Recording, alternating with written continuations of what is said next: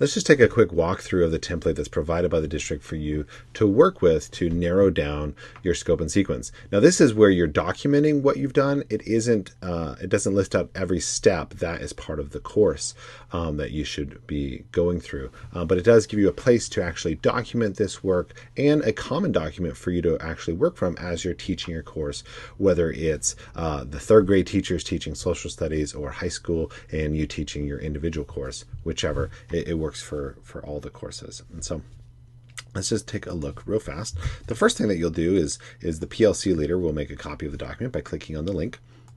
So we'll just do that, and it's going to duplicate it.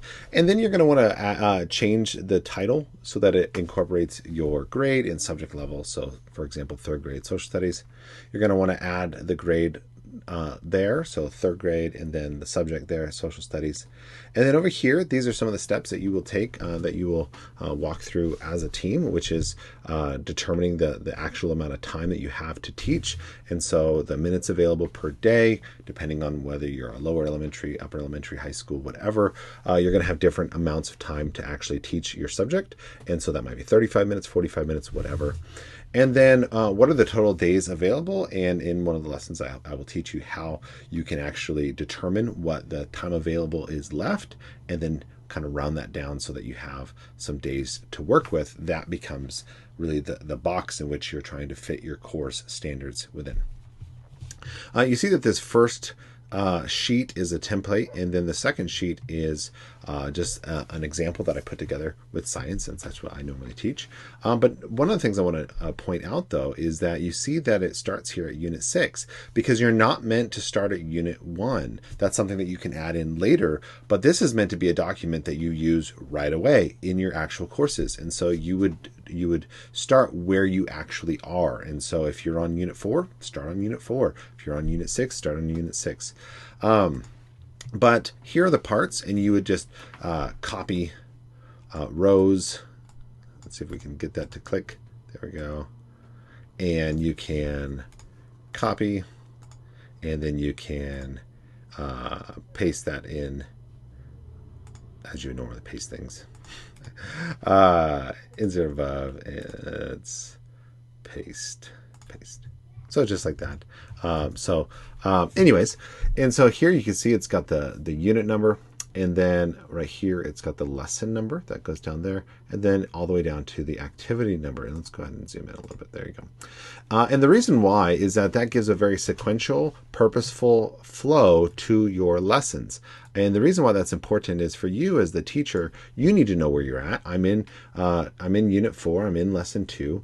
And what are the activities? We're going to do 5 activities. And so the order in which you are going to actually give those activities, those would determine the numbers that you give them.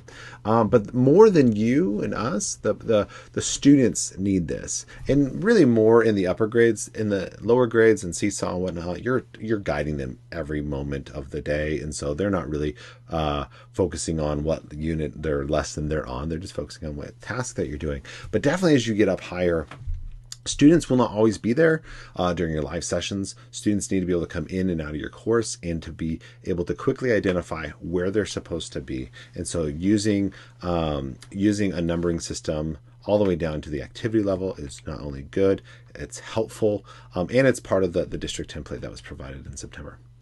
You'll see here it has a place for standards, and so here we've just added those standards just with comma breaks, and they're not actually the full standards. These are just the titles, and you could go so far as to hyperlink them if you wanted to, so that you can quickly get to them. You notice then you have the lesson name, the essential question. So what is that question that's guiding that lesson? Your learning targets, and it says 1 per row. Remember, this is a linear document, and so the point isn't to print it. It's meant to be, again, a working document that you're constantly updating and using throughout the year. And so here in my example, I've added 2 learning targets as I can statements. And then following that, you can see the actual learning activities. Now, as you're planning this out today as a PLC, it is doubtful that you will get down to the learning activity level, and you may not even get to the lesson level. You may only be identifying what your units and standards are at this point, and then later you'll come back and add the lesson name. And so it is perfectly fine if you end up not having these rows in there. And then you come back and add them back in. So let's delete that one. And so how would you do that? You would just come to wherever you need to add in that level of detail. So I'm going to insert a row, and now I'm going to actually go ahead and add my learning activity. And so it's 1.2.1, or actually 1.1. And then what my learning activity is, watch whatever. Okay. And so that's how you would do that. You would just add and delete as you need to. And then you just work down throughout your units. Over here, notice that there is a section for the number of days that learning activity, lesson, or unit should take. And that's probably the order that you should create it, is that you might estimate the number of days that the lesson will take. But once you actually, if you've looked at what readings you're going to give, watch, whatever, and identify how much of a day that takes, and a day being, whatever that minute available that you determined. So half of a day is half of 35 minutes. That's how much time I'm estimating it would take students to read this. You would put that there, just again as that guide. And then this last column here is a column for reflection. And this is really later on, as you come back as a team, as you're thinking about the future, looking back at everything that you have a space to say that this reading was too complicated. Need a new one. Okay, to take notes and to be able to come back and refine.